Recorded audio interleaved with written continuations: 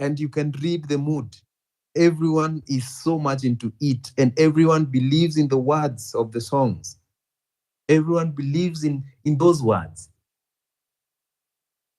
I remember some guy from I think Junction, Kayole, was saying, my friend is one of these guys. I don't know whether you've seen these three gentlemen who are holding a flag, and one of them was shot dead on 25th. Now there are the three gentlemen standing with a flag. He is one of those guys. He's saying the guy who died was his closest friend. And he's saying that if his friend died, what is in this life for him? Does he even have a reason to live? You can listen to this person speaking, and I mean, if you're very sentimental, you can shed tears. You can shed tears listening to some of these stories. Some of these people who are arrested and who continuously go to the streets, this thing is so personal to them because they have lost people through abductions. Some of their friends were abducted and they've never come back. Some were abducted and they were found dead. Some of these people, it is so personal to them, so very personal to them, that if they tell you a crazy idea of how they want to change this nation or how they want to topple the government, I can tell you will not consider them mad people. They seriously mean it. Every day I listen to people's story, I become wiser and more knowledgeable. And I can tell you, yesterday night and today was one of those days that I got very, very more knowledgeable and more and wiser because of my fellow young people that we spent the night within the cells. So what are we agreeing? What we are agreeing is that we are not relenting. And what we are agreeing is that we are forming a force. We are forming a formidable force.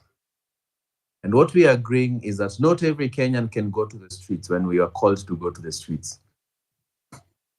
But we need a considerable good number that can capture the whole nation, that can bring the whole nation to a standstill. What also we are agreeing is that this is a revolution and we must not be 100% reasonable. It is that this is a revolution and we must not be so soft to the extent that other people will be trampling upon us. We are agreeing that we must be radical because the circumstances as at now calls for us to be radical. The plea is, will you join your fellow people, we are Kenyans, in this revolution for a better Kenya, for a better future for us and our children, for a better Kenya that will also take care of our old generation? Or will you accept to dine with the oppressor, to dine with the killers, to dine with the thieves? Will you want your name to be written on the right side of history, okay? Or are you just okay having fun now, picking handouts from them and killing the future of millions of young Kenyans? Which side of history do you want to fall into? Do you want to be counted for something? At the end of the day, all of us must die. All of us will die.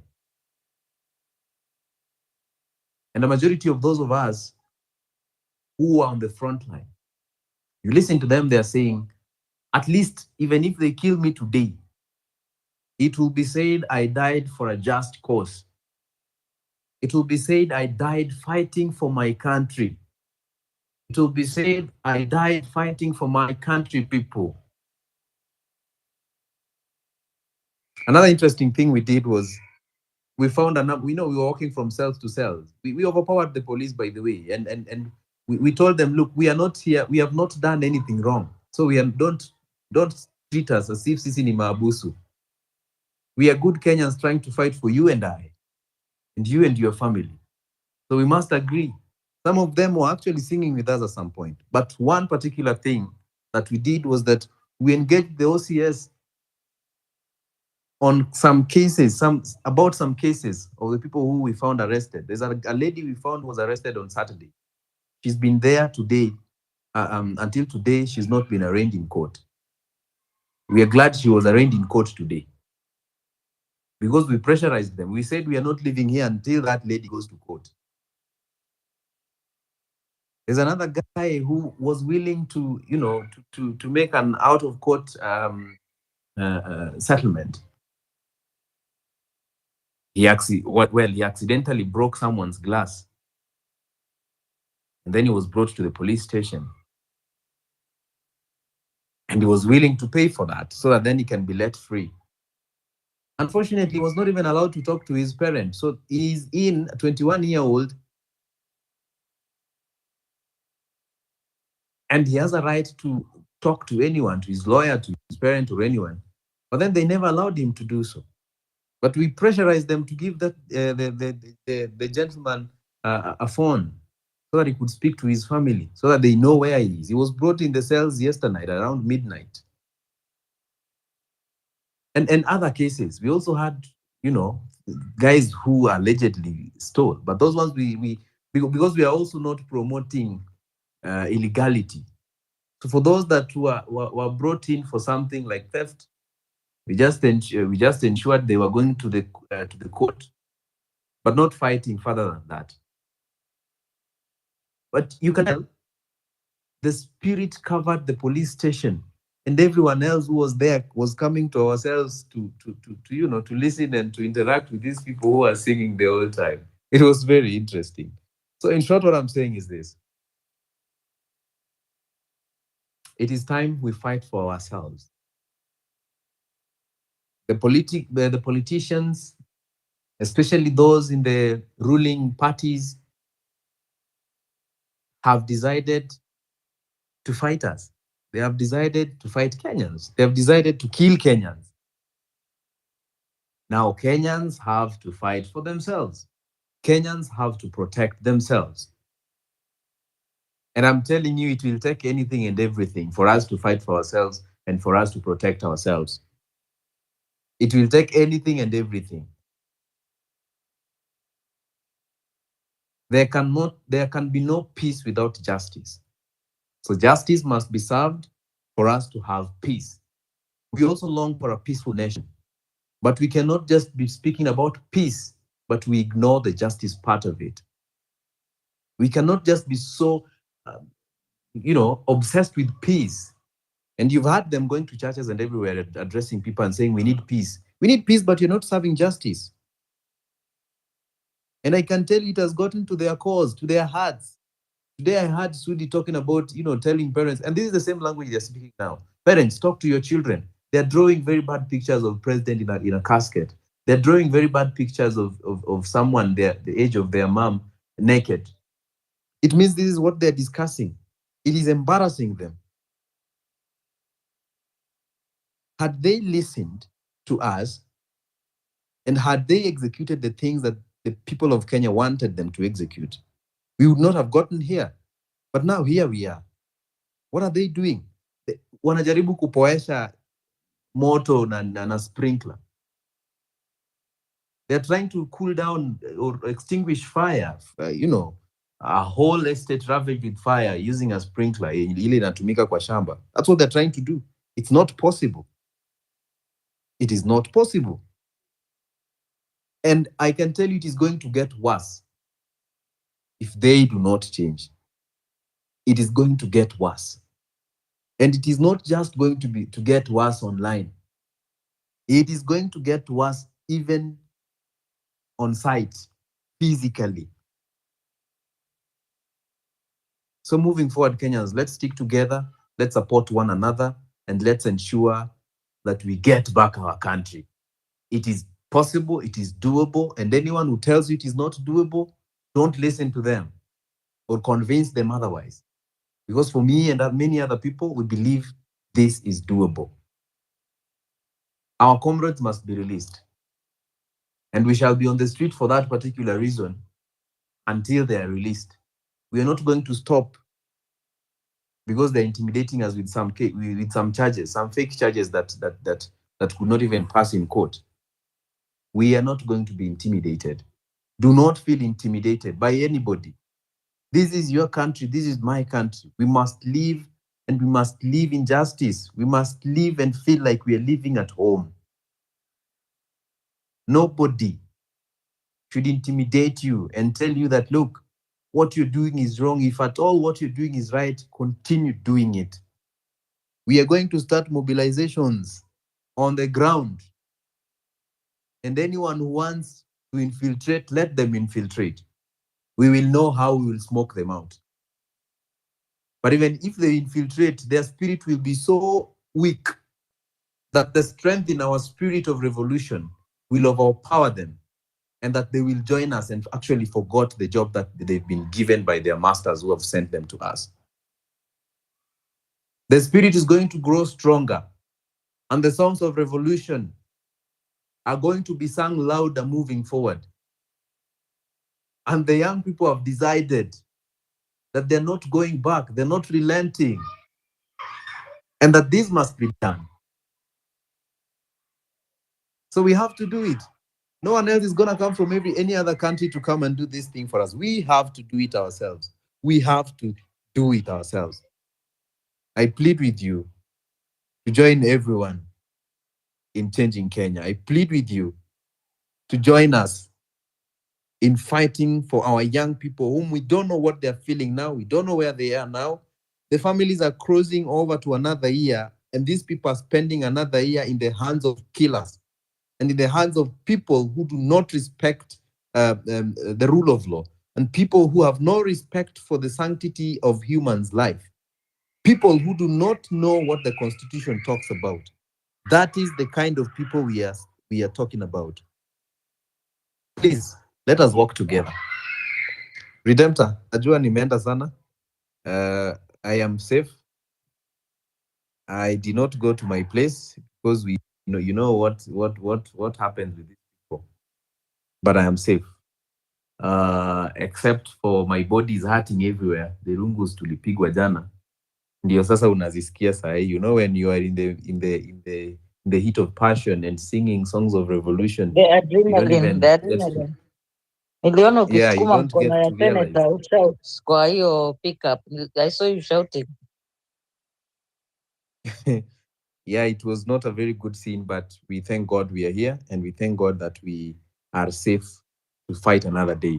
So again, soon, within the week or next week, we will be back. We have to fight together. Thank you. And I salute you all who continue the conversation.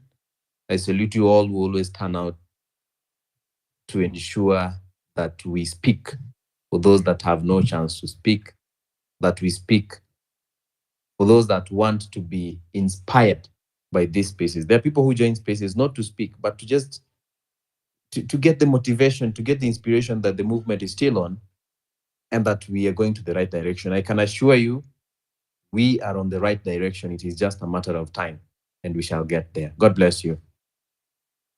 Thank you very much, Joshua. I'm glad to hear you're fine.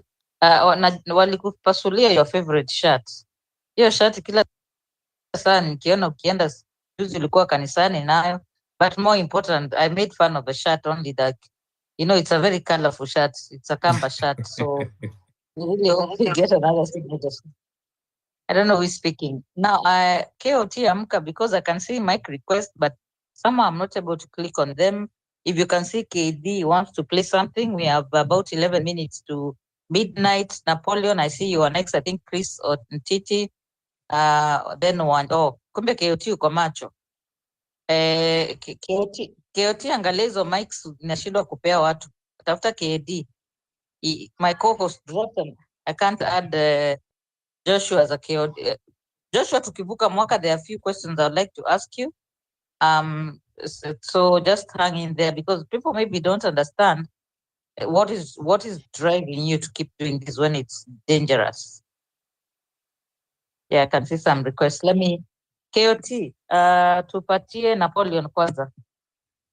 Okay. Am I audible? Yes, endelea na pele Napoleon. You see, I think the country has reached a state that if we are honest with one another, the presidency should cease to hold office because I really don't understand how sometimes law works or judiciary works, because me, I'm a civil engineer and a computer scientist. But as per things are going, or as per the direction we are heading as a country, as per constitution, I do understand some part that the president is an organ of national unity, and it should be the one to unifying us as a factor. But the presidency has really failed on that mandate, because when someone wakes up and organize a group or a gang that is not working under the constitution of Kenya, that is abducting innocents, sending and massacring them and torturing them, to an extent that for almost a week you have failed to bring someone to court, and you want to say that that's for justice. That's the reason sometimes I do disagree with the law when it comes to justice, because what we need in Kenya is freedom, because justice is based on the argument, and who argue the best is the one who will eventually win the case.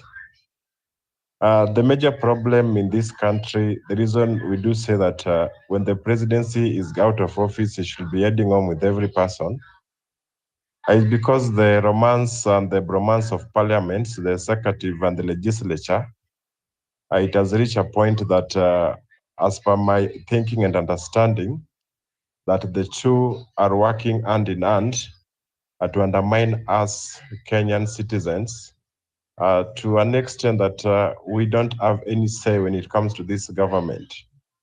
Because just the other days, the president decided to do away with a very workable system of health, which was an NHIF, and decided to bring something different. We call it SHA Taifa. I don't even understand the original term for it.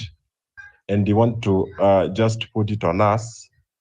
And when you want to question it, because we have a right for that, as per the constitution, public participation was not done in a proper way, and nobody participated, only some few individuals who are part of the state. And the guy ended up spending almost close to 120 billion taxpayers' money, bringing something that is not workable for us as a country. And also, the problem, the more problem, rather than him changing his tactics or changing his ways of leading, the guy is a ruler. And you see, when you elect a ruler, rulers are like kings. They only work as per their ideas. They don't follow anything. They don't follow any constitution. They believe that what they think is right. So Ruto believes that we are still back in the reigns of Moi, or the eras of the colonial time, where a group of 6 or 7 individuals sits in a boardroom, make a decision, then come up with the final decision, and say that, you see, we have decided on this basis, but not on that basis, because we are the one with the power. And the issue is that most Kenyans, others try to take this as a tribal thing. Others are saying that let's another community fight, because we were once in demonstration. They never joined us, and they all forget that this is an issue that should be taken so keenly, because let's accept that Kenyans, the devil knocks the door, and we accepted and accept the devil to be inside us. And now, because we are having the devil inside us, inside the house, there is no way we can say that we need to get the devil outside in a peaceful or in an understandable manner. You understand that sometimes it only needs a sword to take away a wolf. You cannot call a group of sheep and decided to advise them to send wolves away, it will be next to impossible. So the problem we are having is that the executive, the legislature, even the judiciary, as per we are speaking, even the current chief justice should be seized to hold office, because you see there's some things which are happening in this country that when you sit down and try to clarify a bunch point by point without empathy or sympathy, you understand that we are having a weak system from the judiciary to the executive. Only one person is controlling everything, and they ought to believe that because they are having powers and they are having all these sorts of things on their side, they will mess with us and handle us the way they want. You cannot say that you are a president of a country like Kenya. You are supposed to lead over 58 million people, and someone just did an animated thing about how your leadership is corrupt, and you ended up just abducting these people, and their whereabouts is not known till today. And even the person who abducted them, they are not known in public. They are not working anywhere in the government. The police IG is coming in public, in a very stupid and ambiguous way, trying to say that you see, we don't know the whereabouts of these people. We don't have them. The police is not part of that. So you understand. You ask yourself, what is the function of the police as per the Constitution of Kenya? If the police cannot protect you, then why are they in office? But the Kenya we are having today, I think this 2025, we need to do one thing. We just need to get Ruto out of office. It is not something to, we need to retract back, like we need forgiveness or we need mercy. For your information, some people, we don't need God now. We just, I think we are a punishment from God to wipe out everything that is left now so that we can have order in this country. Because you see, sometimes we don't need prayers. Prayers are only cool and good when the people who we are supposed to offer prayers for are making some sense or are handling us in a very dignified manner. But if you're not handling us in a very dignified way, we don't need prayers. We are just a punishment sent from God to just wipe out everything that is supposed to be wiped out, so that maybe God may meet the devil on the other side. Because even I think, as you are speaking, maybe even the devil is will be very happy to meet Ruto on the other side of the other side of the world, which we don't even understand whether it exists or not. But for now, we as a country, we like the spirit, we like the movement, we like the ideology, we like the concept we are in. We are not satisfied, but whatever we are trying to do, the small progress maybe eventually will come up to bear a fruit that will help us reclaim our country back from the wolves and the dogs. So we as Kenyans, let's not make this thing look tribal. Let's not start intimidating each and every person and these petty groups that every person wants to have their own group or with their own opinions. Let's work together as a country. That's what I'm praying for. I'm just praying for us to work as a unity, to unify ourselves, because now we should be celebrating a new year, but it's not even celebratable. So we as Kenyans, we should change that and work together. With those many remarks, I am retracting, and let's continue the same spirit. Thank you very much, Napoleon. We are almost at the top of the hour. KD nimepoteza co-host. KD nimekutumia mic request, you wanted to play something. I don't know, Wanjiru, if you have two gadgets, then you can play for us the anthem at the top of the hour. We are on a countdown right now. Is there anybody who wants to do for us a countdown? Elida, Banji, Wanjiru, tunataka kucheza anthem. Niko na tablet. Tufanye gani? Tufanye National anthem. anthem. The national. Yes, national anthem. Okay. Let me see. Hata tukinyamaza hakuna shida. We are taking this moment to to honor those who have gone before us, especially those who've gone because they came to the streets to fight for their country. We also are appreciating that we are still here, we are still resilient. So, there. Yes, go ahead.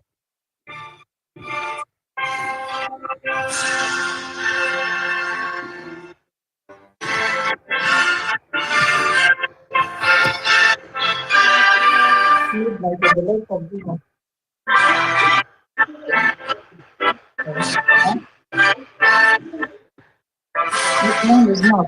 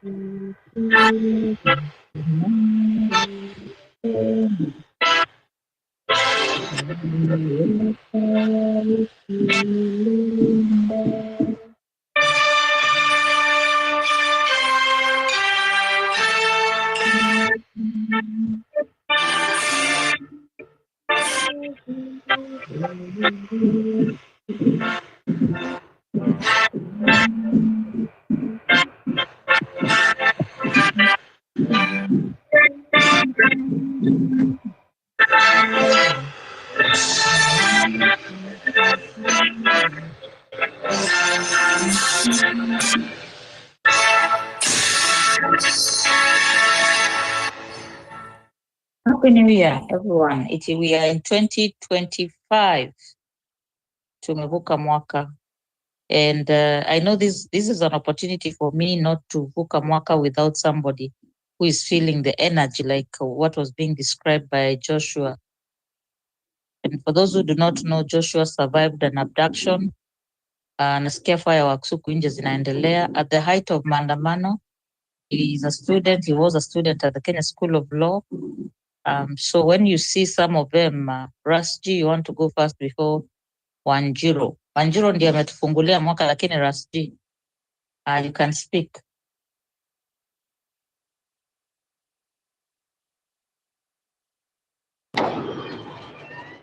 Thank you so much, Redemptor, and thank you for giving me the opportunity to open the new year. I don't know if people will hear me well because the fireworks they're too much, and such as the country, the past year we had a lot of problems. Still Kenya in their usual ways, they will really try and be happy. Ni mwaka ambao tumepitia mengi, mwaka ambao imekuwa na maneno mengi, mwaka ambao mpaka we still have our brothers and sisters who are not able to have a moment that they can sit down with their families and celebrate. And it's unfortunate, so unfortunate. As we go into 2025, it's a year that we are praying so hard. We are praying so hard that God can strengthen our spirits. God can radicalize us so that in the eventual end, we can achieve the revolution. You have always taught us that this is not a marathon. Yeah? This is a marathon. Yeah. And sometimes... This is a marathon, this is a relay. I'm losing the word. This is a relay, and you know, in any relay, there are things that happen. Yeah, kuna wale wanapoteza momentum, kuna wale wanapoteza energy, but we are praying and counting on God that atatupa mwamko mpya, atatupa nguvu mpya, na tuendelee kupigania nchi, kwa sababu this country belongs to us. It does not belong to a clique of few people who have decided to make it as business as usual. And if we don't fix the social fabric, the political fabric of this nation, then hii nchi itaendelea kuisha na kuisha. Kenya is one of the richest country in Africa. And Kenya The only problem in this country is massive looting. It is massive looting. There is a clique of people in this country, hakuna kazi ingine wanafanya. It is just waiting to go and occupy public offices, and that's why you are seeing the arrogance, and that's why you are seeing the opulence, and you know now watu hizi ofisi wamezikalia kwa kitako na kuendelea I was just going through the new message from our tyrant to the people of Kenya. There's nothing. It's the usual lies. It is nothing.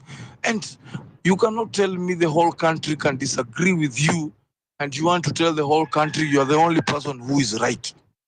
William Ruto is not only a puppet of the West. And that one we have continued to say. William Ruto is an evil man who is surrounded by so many forces. So many forces. Sasa, as much as we are fighting the country, we have to remember that we also have our internal enemies and we also have our external enemies who are helping this individual to preserve and keep power. Uganda is one of the countries. Through Museveni is not a friend of Kenya. He's just a tyrant like William Ruto. We are also seeing a diminish in terms of democracy and expression in our neighbors, Tanzania. So we need a new awakening in East and Central Africa. Ukiona hii kifua na hii kiburi yenye Ruto anajigonga nao, there are people who have promised to help him stay in power. Now, it will only take the energy, it will only take the courage of the Kenyan people and their resilience to remove him in power. Mimi kitu yenye nilikuwa nasema, as we go to 2025, let us continue the social media platform. Ni wengi wetu, some of us have never met Redemptor, but there is a spirit that has joined us here, that has kept joining us here. It is like it is a family. And this is the unity that has continued to threaten them. Na hii ndio unity ambayo wanapigana na wanaendelea kuongelea vibaya. Is to discourage. Let us fight for our country, knowing that it's only our unity that will liberate us. Tukienda 2025, there are so many strategies that we need to employ. Some of these strategies become our Christmas trees. As they read Merry Xmas and stuff, they should read Ruto must go. As we go to 2025, go to those offices. Have somewhere Ruto must go. Let us make so many videos on social platforms. Ruto must go. Let the whole world know that Ruto is a very hated man with his administration. And I'm very sure at some point, even the wife and the children will convince him, no, our father, you cannot be right before the Republic. Because as long as William Ruto is at the helm of power, impunity in this country will continue to reign. Abduction, forceful disappearance of people, itaendelea kuhappen. Because the people who have looted the Republic, ndio wenye wanaendelea kuambia William Ruto, don't get intimidated, don't do justice to the Kenyan people and stuff. As we continue here, imagine there is a different police unit in this country, the one that does not subscribe to the constitution of the land. Na hiyo yote, these people have the audacity to go to the media and say they don't know anything about abduction and stuff. All this is a game. To them, it is like a game. They don't care. They have channels, they have individuals who will always go and counter some of these things. And they have wameiweka ni kama habit. When you see the majority leader in this country speak with a lot of carelessness, because deep down their hearts, they know they have captured the judiciary, they know they have captured the executive, they know they have captured all the arms of government and all the institutions that are supposed to counter, check the government in terms of delivering social and economical justices to the people of Kenya. Sasa the only option yenye tumebaki are these options that are irritating this government. I'm talking about the works Kibet and others were doing on social media.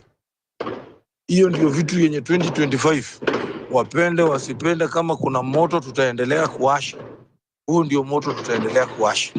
Hizo picha ambazo zinaendelea kuwaudhi tutaendelea kuziweka kwenye mitandao mpaka wakati ule their masters in the West will convince them to relinquish power to the people of Kenya. Otherwise, I wish you strength in 2025. I wish you all the best. I wish you also success, and I wish you God's health. Thank you so much, Redemptor. Thank you very much, Rush. Keep the fire burning. Sijui kwa nini niko na echo. Keep the fire burning and enjoy the evening. At least umeenda Dunda. Sijui kama ni Dunda. Joshua, jaribu kutafuta KOT. I can't see him, so that you bring him up. 1-0. Sorry, I can see someone's hand that is up, but 1-0 ametufungulia mwaka. I think officially she's our first speaker in 2025. Karibu. Smart enough, 1-0, make your submission. It has been a pleasure. Elida, I see your hand, and Baji, I see your hand, but let 1-0 go first. It's been a pleasure working with you, 1-0. So take the mic. Happy New Year. Bado niko 2024. My New Year will be like 2 hours. But it has been a blessing to know everyone. Redemptor has been such a blessing. And I wish you a Happy New Year and abundance. I wish you abundance in the coming year and more grace. And I wish Ruto to go. So, and one thing I also want, I hope Ruto tonight alilist to watoto wetu, our brothers, our tupe hata kwa kichaka. As long as they're alive, we go correct them. So my prayer and manifest for this new year is our brothers to be found by tomorrow morning. Tuamke, tusikia Kibet amepatikana mahali fulani. Psychosis in the same way, Nairobi in the same way.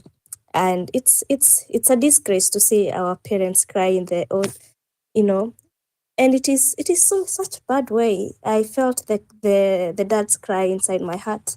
I wouldn't wish my dad to cry that way. I wouldn't wish any parent to go that way. So I just pray and hope and demand as well that our brothers be released as soon as possible. And I also more grace to Joshua as well for standing with the comrades in the police cells and going to the streets as well and braving up the streets. So 2025, I wish all of us to actually, go demand our rights back, demand our freedom, and we be more vocal on this. We be more accountable to the government. We be more on good governance. And I pray that every one of us, and I hope that every one of us will keep the government accountable.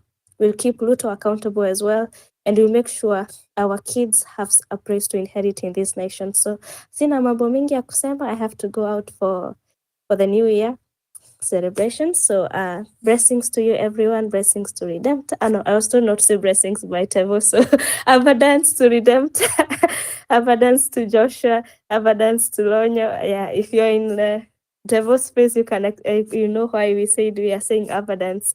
So abundance to each and every one of you, and thank you. Asante sana.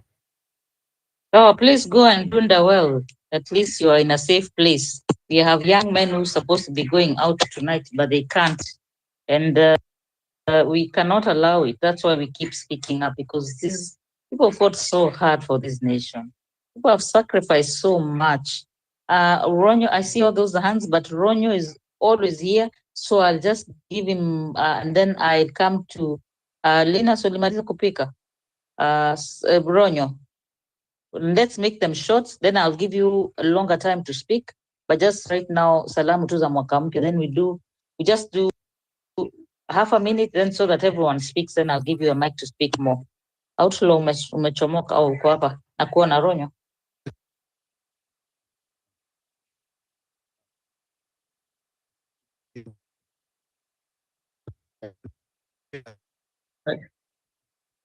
Ronya, mic na kukataa.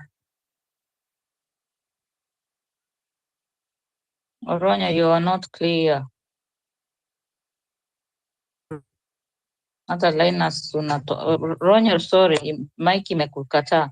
So I'll let you can come back later. I'll let Linus is reconnecting. Banji, all of us, let's have salamu za mwaka mpya and then I'll give you time to speak after kila mtu ameongea because the leader mkono iko juu outlaw. So Banji, salamu tu, karibu Nzioka.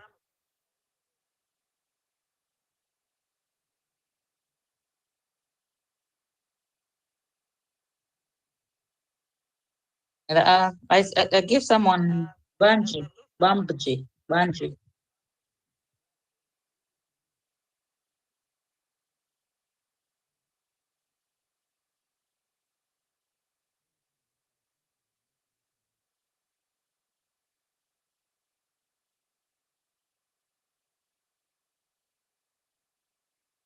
Joshua, is it me? I can't hear anyone speaking. Elida, can you try to speak? Maybe it's my Hello? Can side. you hear me now? Can you hear me? Okay. Yeah, Elida can hear you and someone is speaking. Yeah, someone spoke. Should I speak or should I let him continue? I don't want to interrupt. I don't want to be rude. I don't know who it is. It is Banji? Or is it? Nafikiri ni Banji ndiye aliongea.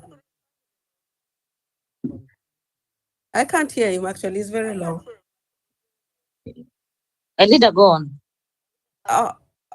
Do I just say salamu? I'll just ask for 2 minutes. Is that okay? Okay. Asante. Happy New Year. Me bado sijafika Happy New Year, but you know, I just wanted to talk about zile, you know, the demos that I watched yesterday and some of the saddest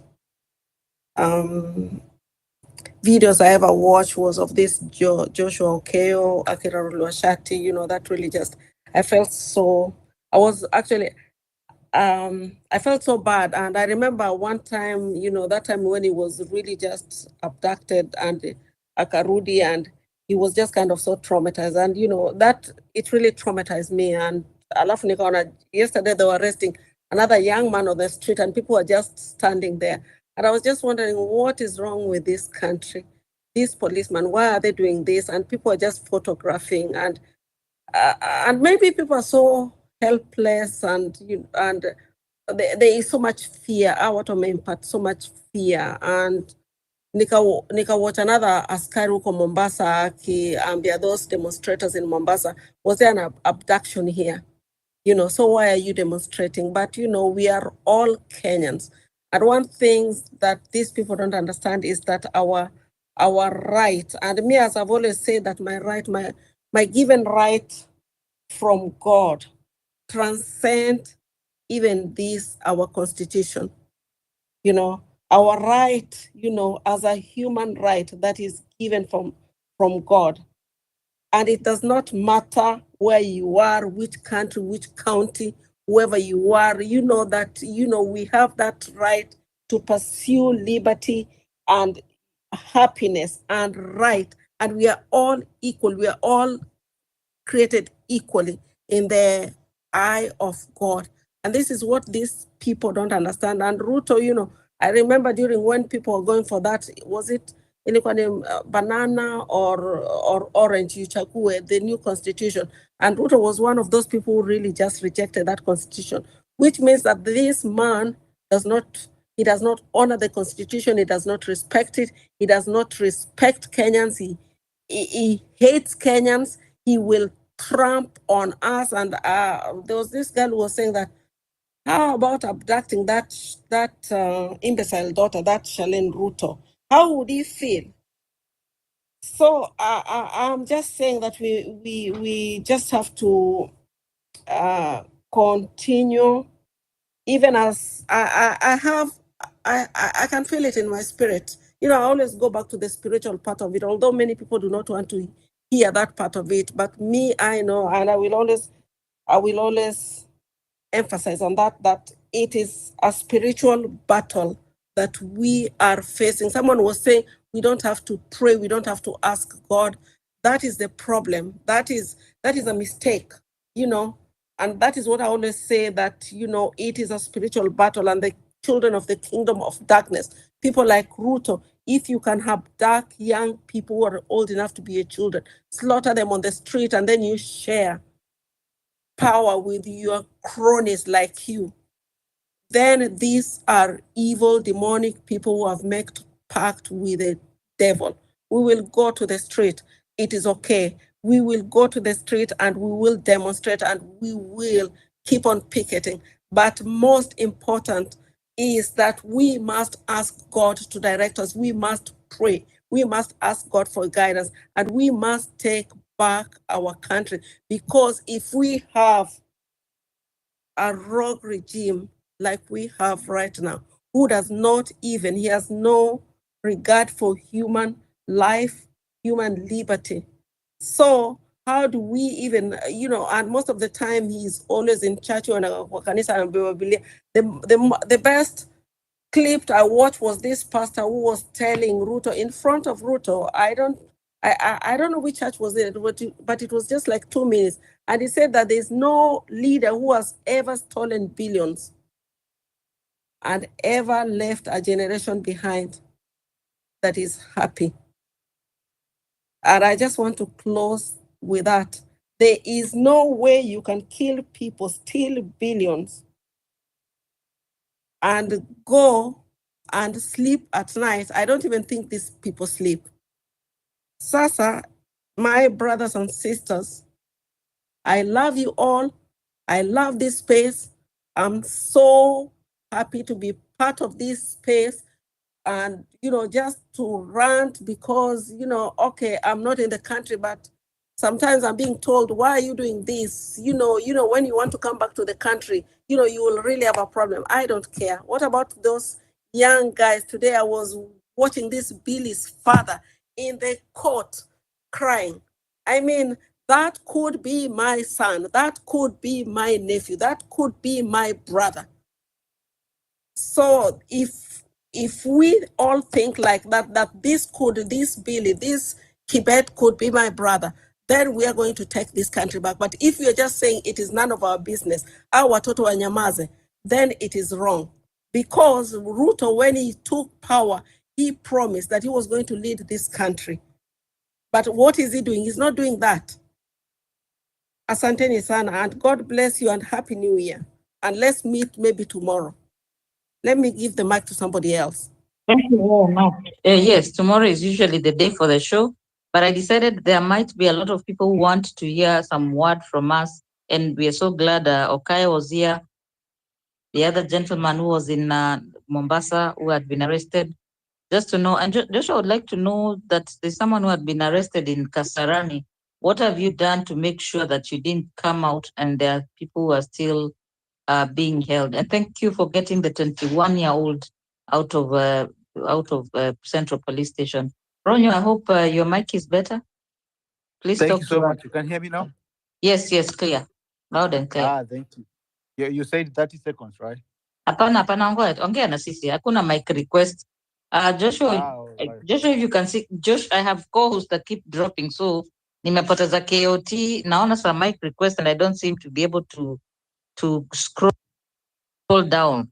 So Ronyo, just take your time and talk to us. We will close in a few if there are no more mic requests. Thank you so much. I appreciate Redemptor, Wanjiro, KOT, Joshua. Thank you for the mic. Happy New Year. I'm happy and I thank God that we are here again. And I appreciate even for what our comrades are doing. And it's really unfortunate that some of us will not celebrate with us, or maybe we don't even know where they are right now. I was seeing what that man who was crying in court, and majority of people, even the people that I spoke with today, most of them they were crying. Actually, they were crying with that man, and I really feel bad because today I saw Ruto again confirming that he has some of the police officers who are rogue in his regime, and is as usual, and as he always have this tendency of promising, oh, I'm going to deal with this, we are going to do this and that, and since we said we are not going to call him president because he doesn't deserve that. And what I was listening also, he was having a meeting yesterday, and one of his goons, Kamket, he was saying that kwani hata tukisema akimaliza hiyo miaka 10 tuongeze kidogo hapo watadu nini? So that is the kind of people he has around, but wanna claim they need to be respected, whereas some of these goons are saying hata wakimuongezea time, what are the people going to do? And I think these people are not just speaking from nowhere. They are deliberately telling people that you know what. Sorry, I had to interrupt you, Lisa. I just want to that point you posed there. Then I asked a question: what Sure. are people going to do? And the question I asked: what is God going to do? You see, these people assume they will live 10 years from now. So when you're surrounded by people who think like that, and yet you joined this country telling us you're God-fearing man, who has? I asked the other day, people have a birth certificate and a death certificate. These people knows a secret we don't. Do they have a living certificate? Anyway, continue. That imenikasirisha, sorry, I had just to say that. Nobody should say mutafanya nini. Maybe sisi tutafika mwisho wa kufanya, lakini Mungu anaweza fanya jambo. Continue, Ronyo. Thank you so much. So yeah, that statement iliniumiza sana, because when we are speaking about people respecting the rule of law, and I don't think in their dictionary that one exists. They are not. They are speaking to us about respecting the rule of law, and what even Elder saying. She was saying that I saw that also from the people who are demonstrating, Akina Walid, who are demonstrating in Mombasa. And one of the senior police officers anauliza, why are you demonstrating here? Kuna mtu amekuwa abducted Mombasa, and you are asking, is Mombasa not part of Kenya? Or maybe the people of atiendeni muka demonstrate huko mahali watu wamekuwa abducted. So you have such people with an attitude in Akaya Ngurue, and it's very unfortunate, because you're telling the people of Mombasa, you're not supposed to demonstrate because no one has been abducted here in Mombasa. Whereas there are Kenyans who have been abducted somewhere else, and they are also families. They are also people's kids, their brothers, their sisters, their friends. So it's really unfortunate, and we hope that this year God atacheza kama yeye, because some people wanna rule na wanna behave like they own the universe, or as Redemptor says, they have a certificate in our assure that they are going to be there forever. And you look at, somebody said here about that Mother Koome should go. Actually, that's what they're trying to. They're trying to make sure, they're trying to have to replace Mother Koome. I don't really. I'm not supporting Mother Koome because the judiciary has somehow failed terribly. But the only thing that is supporting and helping Kenyans is the court right now. And what they're trying to do is to replace Mother Koome. You see this Ahmed Nasir and this other guy trying to push for Mother Koome to go. It's because I'm sure some of the judges, you saw what Lenaola said, some of the judges are not supporting must go. And he's trying his best to replace, so that he has already captured totally, completely, he has captured executive, and he has captured the members of parliament, both houses. He's trying to capture now judiciary as a whole, but that is where he's still having a problem, and that's why he has some of his people pushing for them to replace Mother Koome. And the reason why I'm thinking is, they said according to the Kriegler, I think, is it the Kriegler report, or which report that said they have to reconstitute IBC 2 years before the election. And I think what they're trying to do, and I'm sure they have their own people. By the time they will reconstitute IBC, probably this year by June there, then they'll have a team of their people coming to go against the people who will be appointed, so that they can also delay that, or maybe again go back, have some other people, and then we will surpass that 2 years, that 2 year mark that the Constitution says. Then now they will come and say, now because we don't have these people who can, or we are beyond what the Constitution says, that we should have a IBC within 2 years. So let's push this election maybe to 2028 August, so or 2029 August. So that means the other election automatically in I think it's 2030 or whichever year, they will push it ahead. So this is what they are saying, and even the Kamket, the Charalgei, these guys who are whatever they are saying is deliberate, and I think Ruto is trying to push them to test the waters, and that's why they don't want to deal with Gensis who are not buying this bullshit of tribalism, of kingship, the issue of who is who is controlling which region. They're having a big problem with the agencies because they have a free mind. They are having a problem not only with the agencies, because also all the generations right now, they are saying we are not buying this bullshit of I come from this tribe, I come from that region.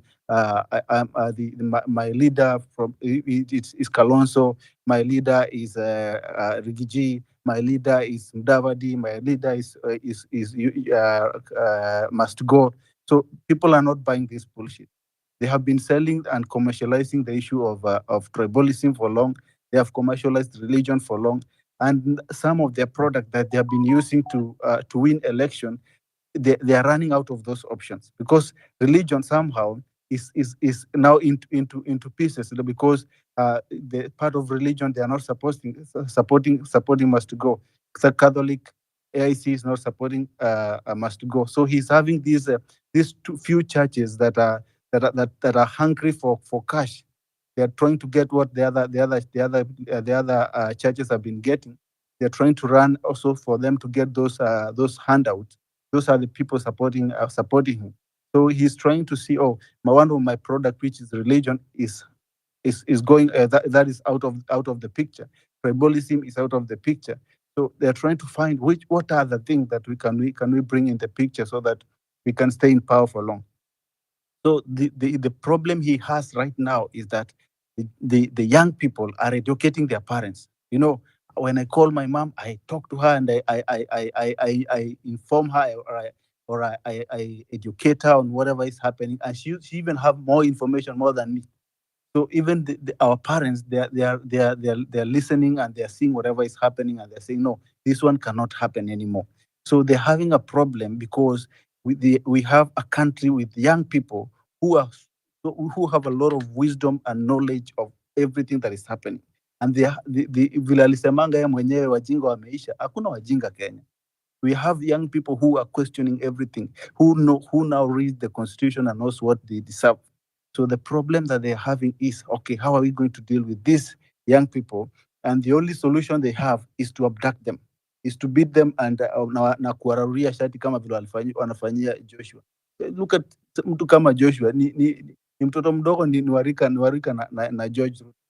But they will frustrate this young man. They will frustrate every other young man who is trying to say what we deserve is good governance, So hiyo ndio kitu inawasumbua. You see, Ruto ni mtu mwenye akona he has a pattern. Now when that pattern is interrupted, anakuwa disorganized, kwa sababu his pattern is to make, na ile kitu imeingia kwa akili yake, anataka to make sure that everybody obeys him. Like somebody said here, he has advisors, but yeye ndiye ana advice. You look at right now, watu wameanza, niliona one of his blogger akisema that if Kindiki will not speak, wataswear in Faruk to be their deputy. And I was saying, let them swear hata ng'ombe zenye wanataka kudunga to be their deputy, because hata Kindiki is not helping anybody.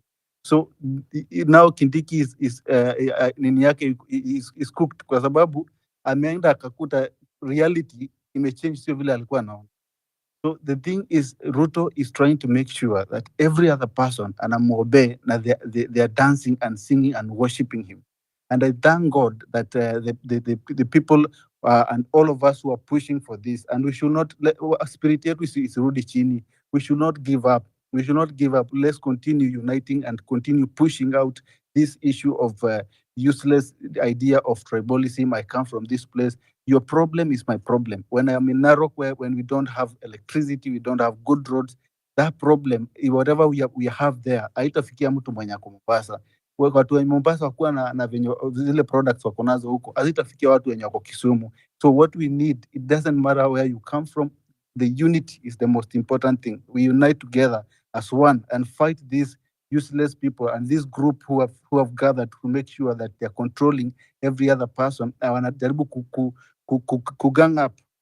The thieves are trying to gang up and bring all the collected ile pesa zote wameiba wanaweka kwa kikapu kimoja ndio wajaribu kucontrol everybody.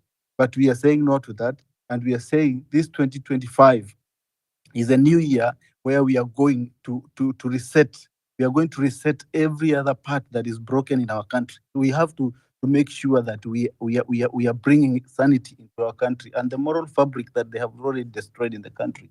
We have to make sure that we have changed that. We have changed that, and they don't want us to speak the truth. And that truth, because the government of Ruto is really wamekula uongo until the moment somebody speaks the truth, inaanza kuwa choke. So they don't want the truth because the truth is in our nyonga, and that truth is what we are going to feed them until they faint, until they die. And venye alisema mambo ni matatu. And I was saying either wahame hata hao vile alituambia wahame Kenya waende, some of them will not go to heaven. So we respect them, but respect we will give respect if they give us respect. If they don't give us respect, we are not going to respect them. And part of them not giving us respect is them not giving us good governance. They have disrespected us enough, and we have no hakuna sasa break. So we are going to give them fire as they are giving us fire. So thank you so much, Redemptor, KOT, and every other person, and God bless you and Happy New Year. This year is year of good governance. God bless you all. Thank you very much, Ronyo, and thank you for always coming to all my shows. I don't do this for myself. I do this to encourage someone. Thank God you're back to play for us something. KOT umenyamaza sana ukapotea, sijui kama umeenda kwa balcony ukaona fireworks. Talk to us, hatuja kusikia for a while.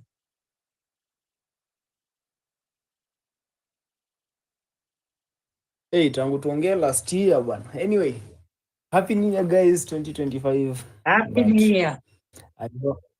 I honestly don't see anything to celebrate about this new year because our good friends, our colleagues, and personally most of them are friends at personal level because I've worked with Bernard Kavuli.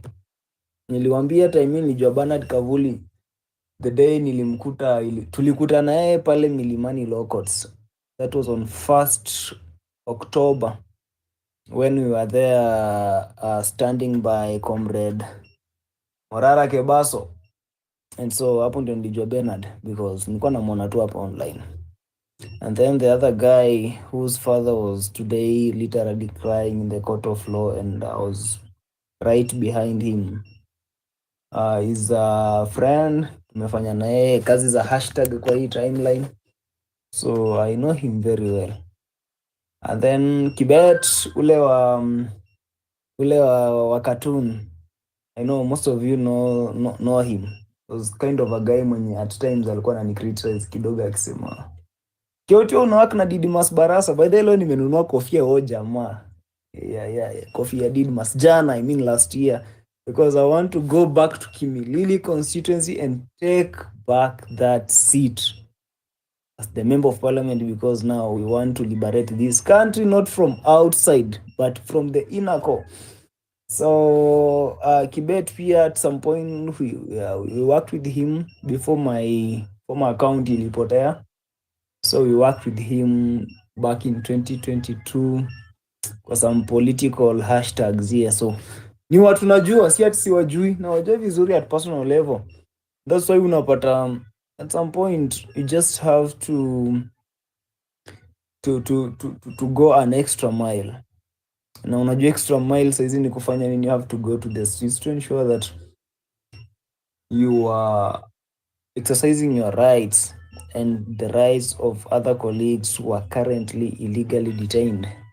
So guys, this 2025, and honestly we don't have to do things that were the same way we have been doing in 2024 and expect different results. Kama juzi tu, I mean ilikuwa jana niliwaambia we cannot expect to do things the same way we've been doing, especially in the protest, kukimbizana hapa na pale na polisi, yani you go right, they go left, you go center, they come back. Like honestly, it will never give you different results. The results are tu same.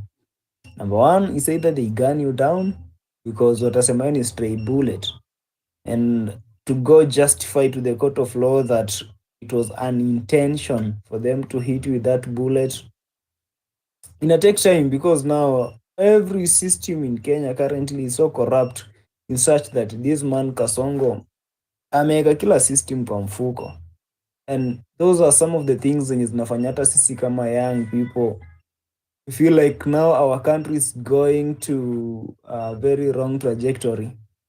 Na unapata now when that country goes to a wrong trajectory by watu kama Kasongo, then sisi as the young people, mostly nasemanga young people because I know you as the young people, you are the future of this country. So when your future is ruined today, then our country, the future country, is ruined today.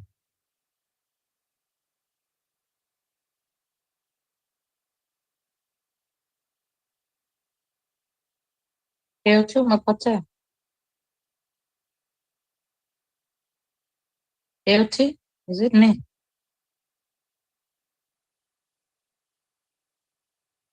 Keuchi amepotea.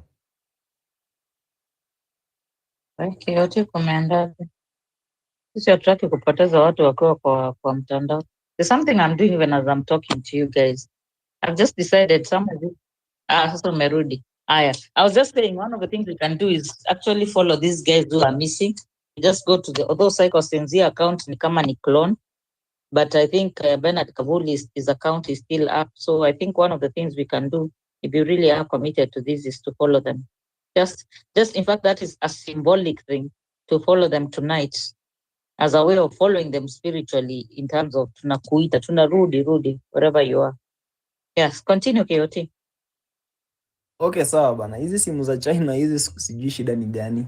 I think we need to modify our own phones. We are engineers. And personally I'm a telecommunication and information engineer. And so we need to modify these phones to tuunde simu hapa Kenya. Unfortunately the government tuko nayo, tukianza kuunda hapa simu hapo ndio sasa wataanza kukulia. So mimi nilikuwa nasema what now we need to do is to, number one, kwanza we need to put our differences aside.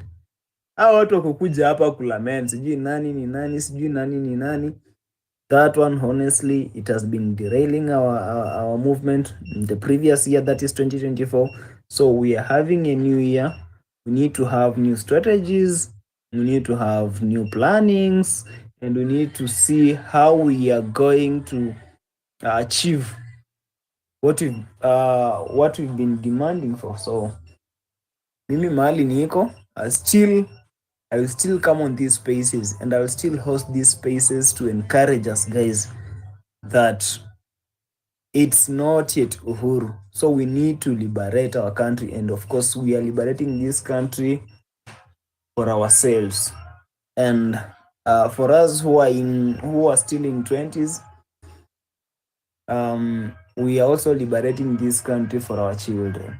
And so when you get our children and pia wapate watoto wao, they need to find this country in a better position. Hatutaki kuanzia saizi this year ati mtu anaanza kutafuta visa ya US. Mtu unaenda unakaa sijui embassy for how many months just looking for a visa to go to a foreign country. Sometimes unanyimwa, you feel like now you've lost everything. I don't think that's the way to go. What we need to do is to ensure that we are building our own country, so that hata watu wenye wako hizo foreign countries kama US, UK, Switzerland, Canada, hao wote wakuange na dream ya we want to go to Kenya. So how do we get the visa to access this country? That's where we need to go. Because kama sisi saizi tunaanza kulialia want to go out then we are still colonized. I don't see like the difference between today and in the year 1940, 1950s or 1960, before you even gain independence.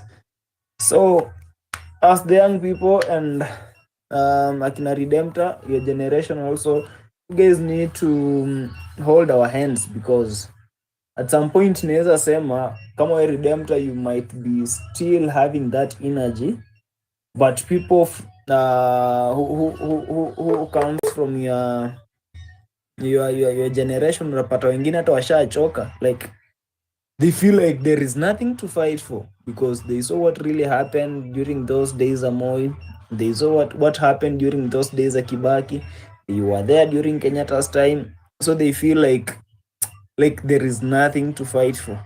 But si saizi watu wenye tumesoma na free education from 2003 up to saizi, up to somewhere in 2010, we feel like now it's our future, and we cannot afford this future to be ruined by the people who have been there since enzi za KANU, that is Moi's Kenyatta's time, up to somewhere in 2002 when Moi was exiting this center stage politics.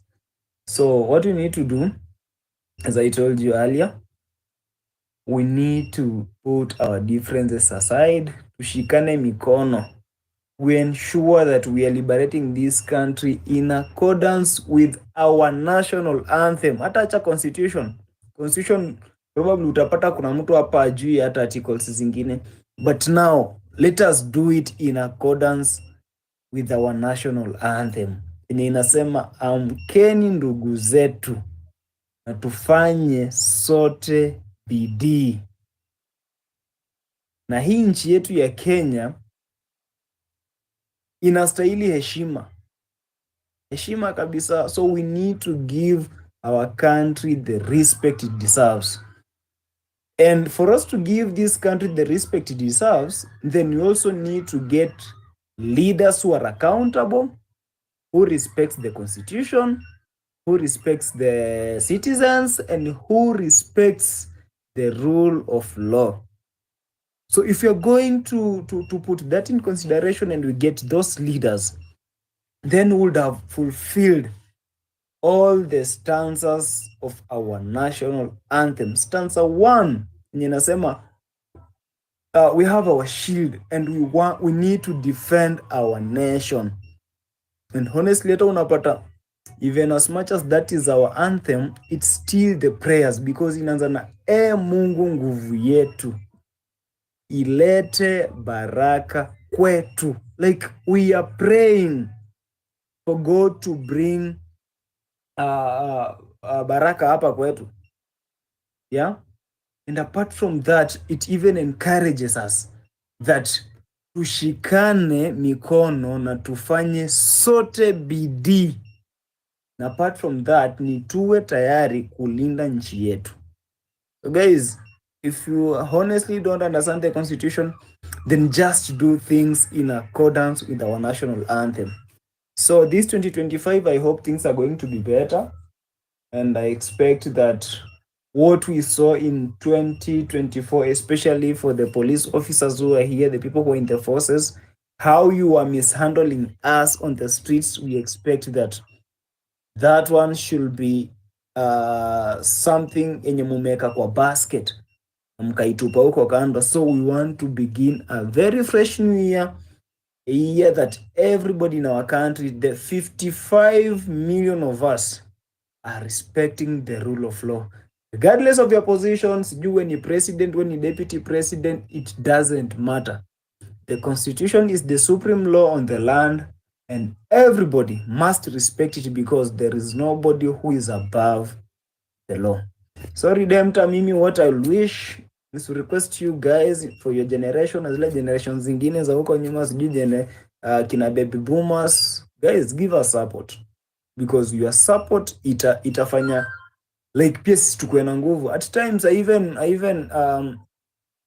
even block my parents because they give you negative energy. They are like, mbona unaenda kwa streets, mbona una post jina ya president, this guy will come for you. And I'm like, do you think we are still in that era of Daniel Moi? No, we are not in that era. Saizi we are in our own era, whereby we decide for ourselves what we want. If you want to have a better country, then we decide for ourselves if you want to ban this country, and then the decision still lies in our hands. But of course, we are not that evil like our leaders that we are having now. We can never ban this country. The only thing we are doing good for this country, and we want to liberate this country from the tyrant regime, whereby those guys, they only value about themselves. They don't value about us young people. They don't value about their even age mates or age sets. They don't value about anybody. They only value about themselves, their families, and their close friends. So what we are saying is that this country, the government we are having, like the government we need to have, it must obey the rule of law. So guys, mimi sipendangi kusema mambo nyingi sana, but I just want us to mean what we say. Let us do actions, because mimi nilikuwa nasikia watu wanasema, oh sijui nowadays Wakikuyu ndio wanaleta hii sijui nini, like tribalism, yani left right center is tribalism. Sijui Wakikuyu wamefanya nini, oh sisi kama Wajaluo, like you wonder so mtu anasema nini.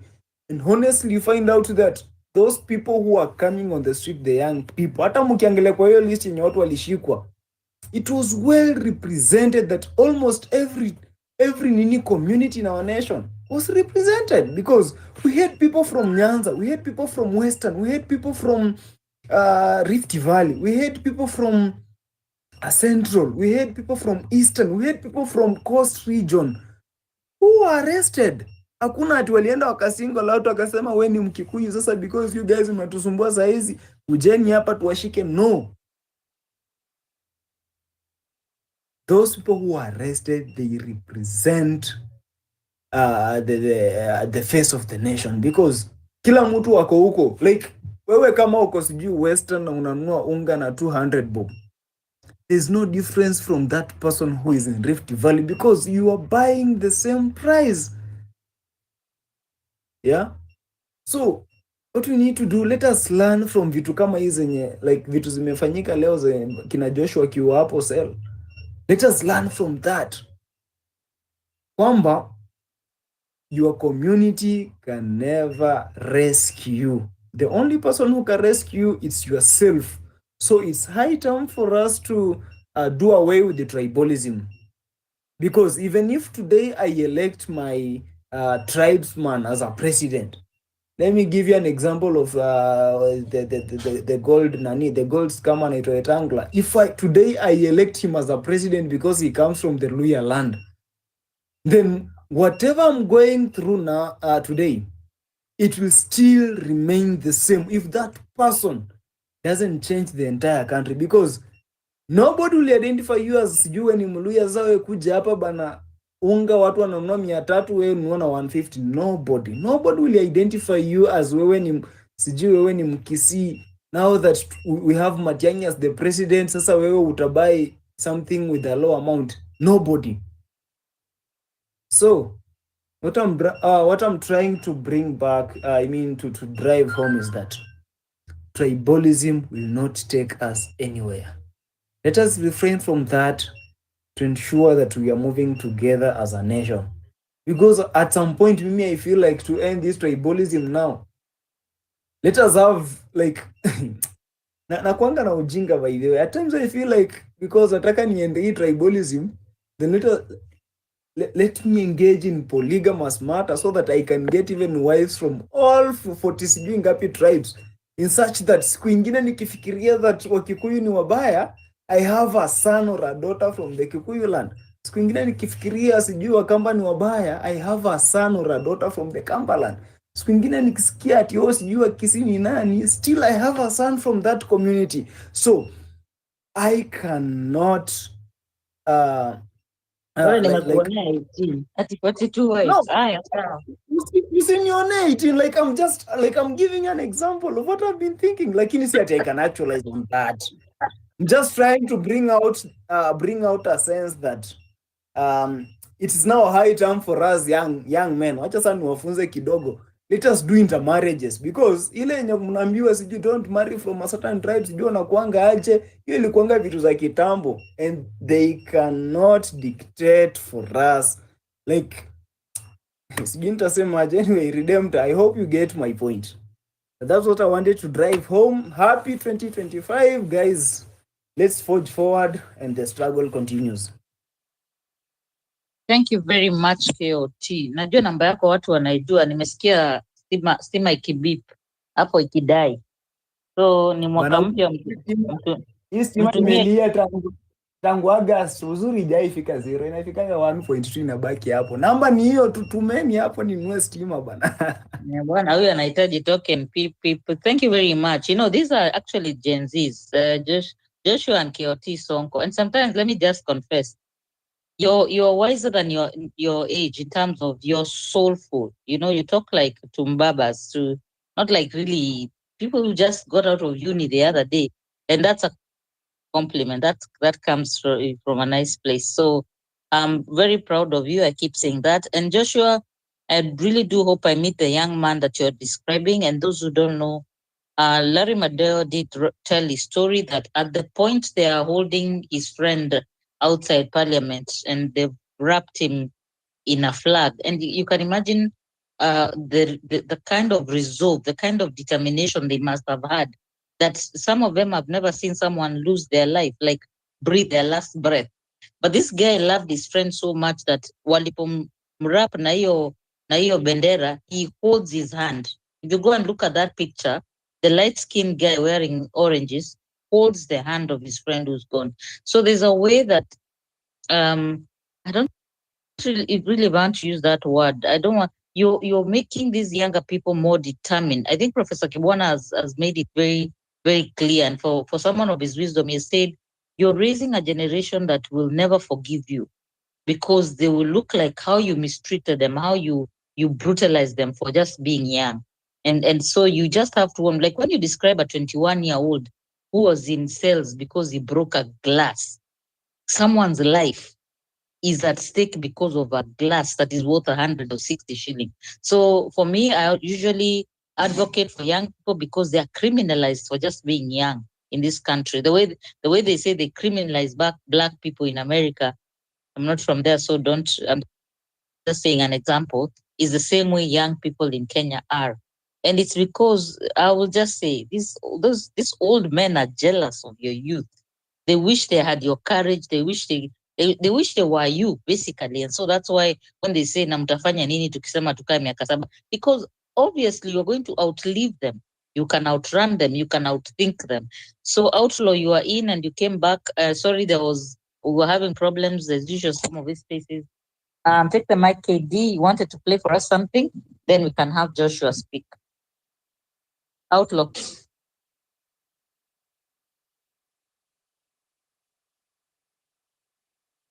Outlaw, can you unmute and talk to us?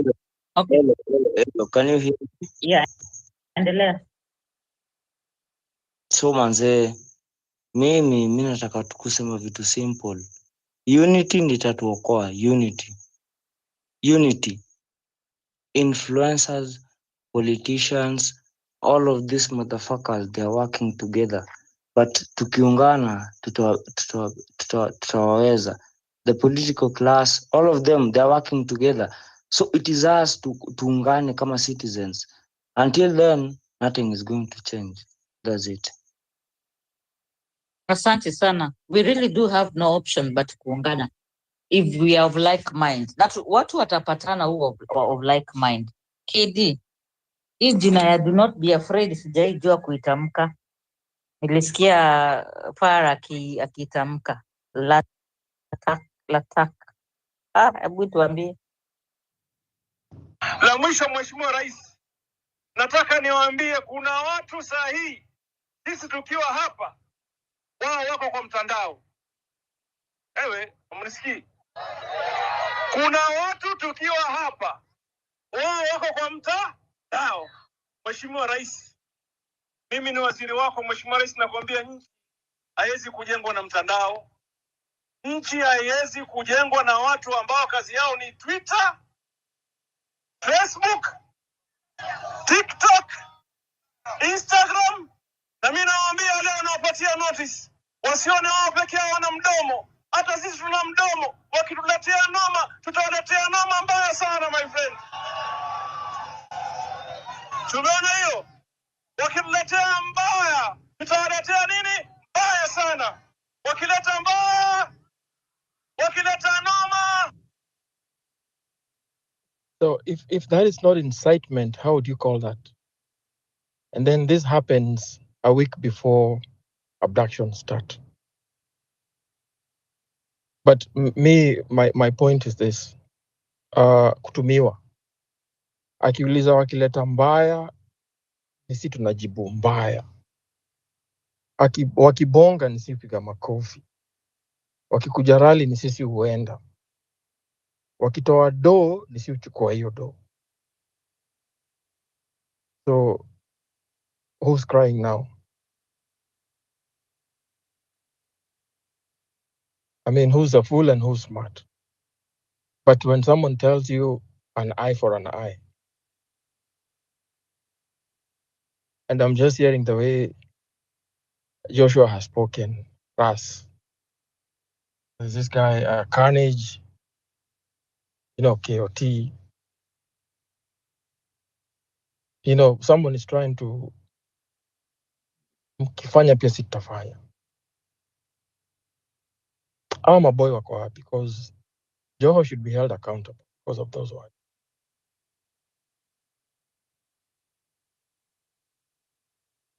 Thank you.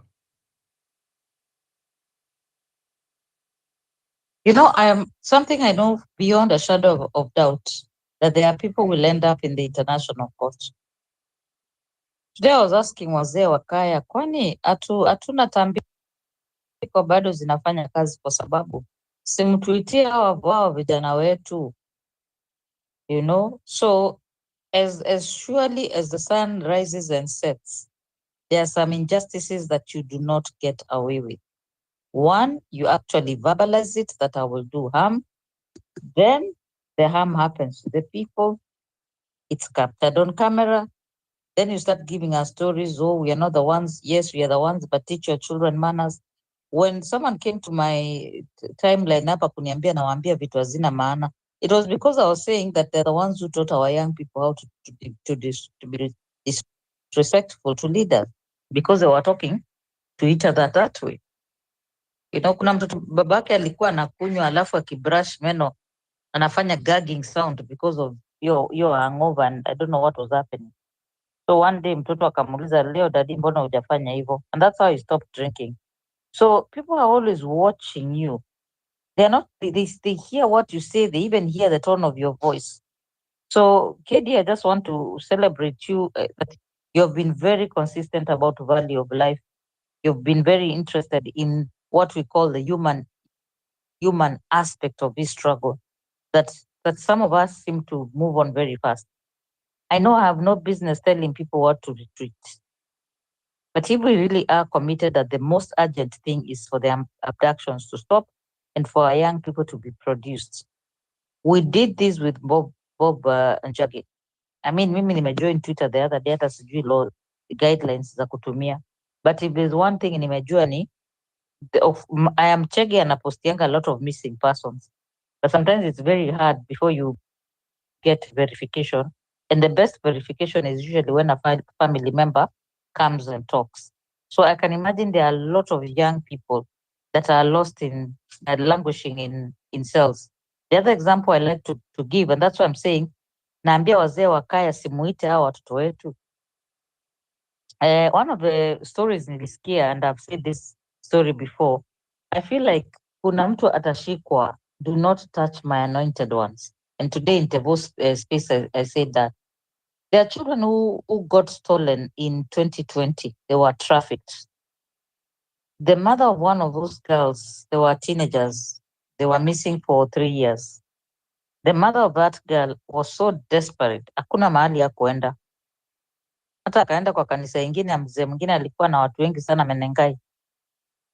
Alikuwa analia akininaretia the lengths she went to in search of her daughter.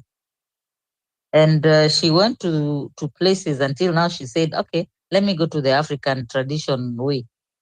And the person alienda akamwambia, I can assure you your daughter is alive.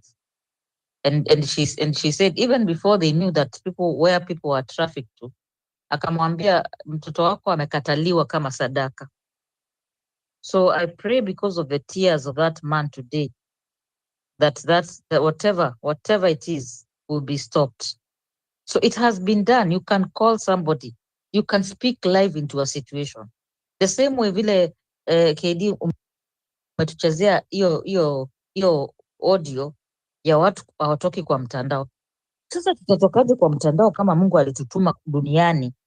Sisi specifically, we duty yako kama leader, it was to be a leader, to do tenderpreneur, to do all the other things you do, to do all those diabolical things you do, sex cults kama za P. Diddy.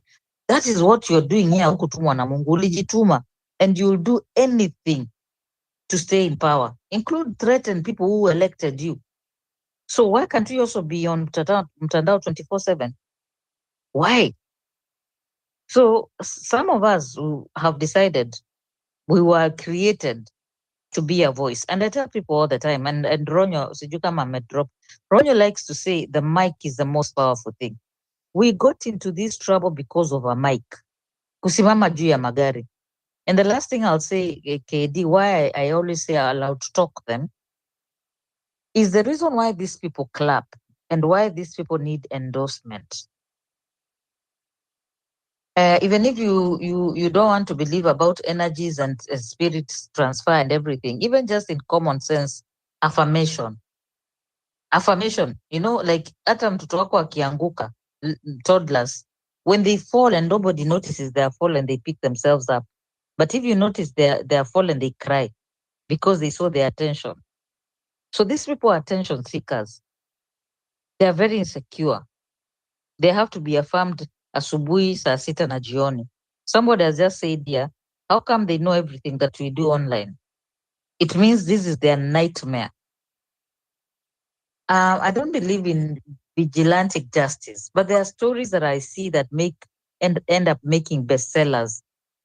Right now we have the case of Luigi.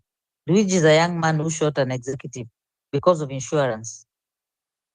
I've followed that story. I can't tell it now because I have to collect as much information, but apparently although he was a rich kid, in America, once you're on your own, you cover for your own medical cover. So he had a back problem and he was due to have some surgery. So there's this crazy thing they were doing about medical cover that ukipelekwa theater na you need more anesthesia, you have to sign a form because the insurance will not pay. So there were crazy things. People talked about it, people talk about it. He took matters into his own.